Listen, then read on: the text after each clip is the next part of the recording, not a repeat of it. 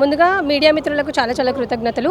ఇక్కడ ఈ సభకు నన్ను ఆహ్వానించినందుకు అండ్ మోర్ ఓవర్ సభ పెట్టినందుకు కూడా మన సుధీర్ రెడ్డి గారు ఎవరైతే ఉన్నారో సార్కి కూడా చాలా చాలా థ్యాంక్స్.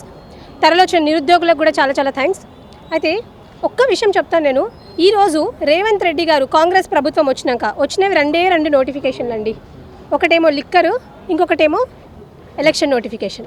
అంతేనా కాదా? Liquor, election notification. ఇందులో ఎవరు ప్రయోజకులు అయ్యారు అనేది రేవంత్ రెడ్డి గారే చెప్పాలి ఈరోజు. అయితే ఈరోజు మన రాహుల్ గాంధీ గారు ఎవరైతే చిక్కడపల్లి లైబ్రరీకి వచ్చి మేము మీకు అది ఇస్తాం, ఇది ఇస్తాం, బేరోజ్గారీ ఇస్తాం, అన్ని జీవోలన్నీ క్యాన్సిల్ చేసి కొత్త జీవోలు తీసుకొస్తామని ఏదో బడా పెద్ద పెద్ద మాటలు మాట్లాడారు. ఆయన ఖాళీ హాత్ ఏదైతే పట్టుకొని సంవిధానం పట్టుకొని తిరుగుతాడో, ఏదైతే ఖాళీ హాత్ సంవిధానం పట్టుకొని మొత్తం దేశమంతా కాన్స్టిట్యూషన్ బుక్ పట్టుకొని దేశమంతా తిరిగేసి వస్తాడు. అందులో నేను అడుగుతున్నా రాహుల్ గాంధీ గారిని, అందులో నిజంగా सोशल जस्टिस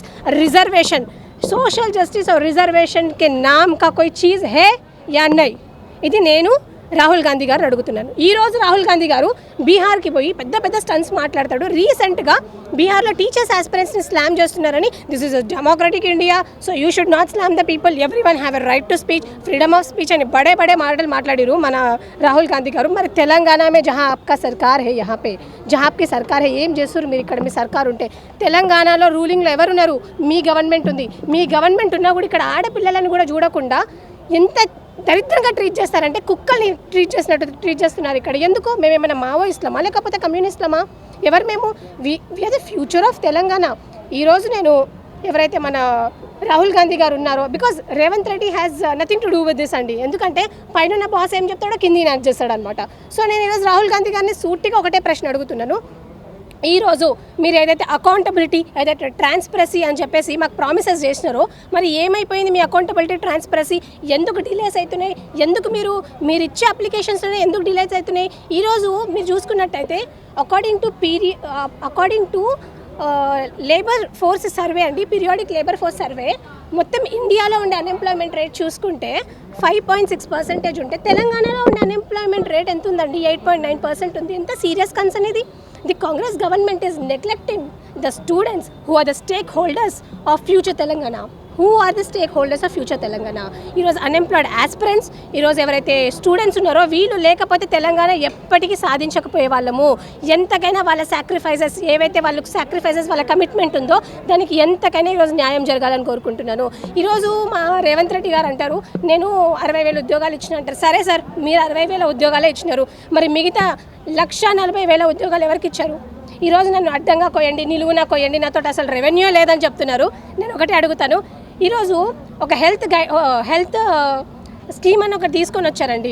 ఎవరికి? ఎంప్లాయీస్కి తీసుకొని వచ్చారు. హెల్త్ స్కీమ్ అని తీసుకొచ్చారు రేవంత్ రెడ్డి గారు. నేను ఒకటే ప్రశ్న అడుగుతున్నాను, మీరు ఎటువంటి గైడ్లైన్స్ లేకుండా 1.5% ఎట్లాగా వాళ్ళ అకౌంట్ నుంచి డిడక్ట్ చేస్తారు? ఎటువంటి గైడ్లైన్స్ లేకుండా. ఆల్రెడీ పోలీస్ కానిస్టేబుల్స్కి ఎవరైతే ఎంప్లాయీస్ ఉన్నారో వాళ్ళకు ఆరోగ్య భద్రత అనేది ఒకటి ఉంది. మరి ఆరోగ్య భద్రతలో డిడక్ట్ చేస్తారు, ఇందులో కూడా డిడక్ట్ చేస్తారు. ఈ పైసలన్నీ ఎక్కడ పోతున్నాయి? మీరు చూసుకున్నట్టయితే ఏమన్నా రైతులు, ఇక్కడ ఉన్న వాళ్ళందరూ సగం మంది రైతు బిడ్డలే అన్న. మీరు చూసినట్టయితే అసలు రెక్కాడితే కానీ డొక్కాడదని అంటారు కదా. ఇక్కడ ఉన్న రైతు బిడ్డలు ఎంత నష్టపోతున్నారు, ఎంత సఫర్ అవుతున్నారంటే, ఈరోజు రేవంత్ రెడ్డి గారు అంటారు నేను సన్నబియ్యం ఇస్తున్నా అంట. నువ్వు వాళ్ళకి నా తల్లిదండ్రులకు నువ్వు సన్నబియ్యం ఇచ్చి ఇక్కడ మమ్మల్ని పస్తులు ఉంచితే ఏం లాభం? మేము ఇక్కడ 5 రూపాయల భోజనం తినాల్సిన అవసరం మాకేముంది? We're far more qualified than your ministers and your MPs.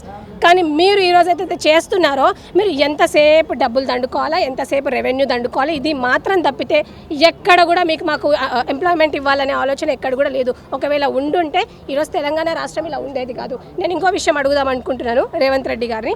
ఎవరైతే రైతులు ఉన్నారో, మా కుటుంబాలు చాలామంది మేమందరం రైతు బిడ్డలమేనండి. ఇక్కడ మా రైతు బిడ్డలు ఎవరైతే ఉన్నారో వాళ్ళకు కూడా చాలా నష్టం జరుగుతుంది. వాళ్ళ తరపున కూడా నేను ఒక నిమిషం మాట్లాడదాం అనుకుంటున్నాను.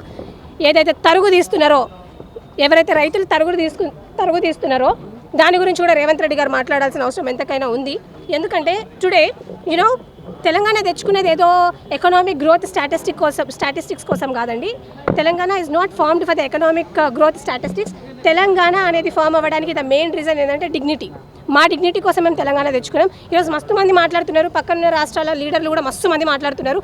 నేను వాళ్ళకు కూడా ఒకటే చెప్తున్నాను, sir before talking about Telangana please no, చరిత్ర తెలుసుకొని మాట్లాడండి, లేకపోతే తెలంగాణలో ఎవ్వరు కూడా ఊకుండరు. అండ్ రేవంత్ రెడ్డి గారిని అండ్ మోర్ ఓవర్ మన శ్రీధర్ బాబు గారిని కూడా నేను ఒకటే రిక్వెస్ట్ చేసుకుంటున్నాను. ఏవైతే 75% లోకల్స్కి రిజర్వ్ చేస్తానని చెప్పారు.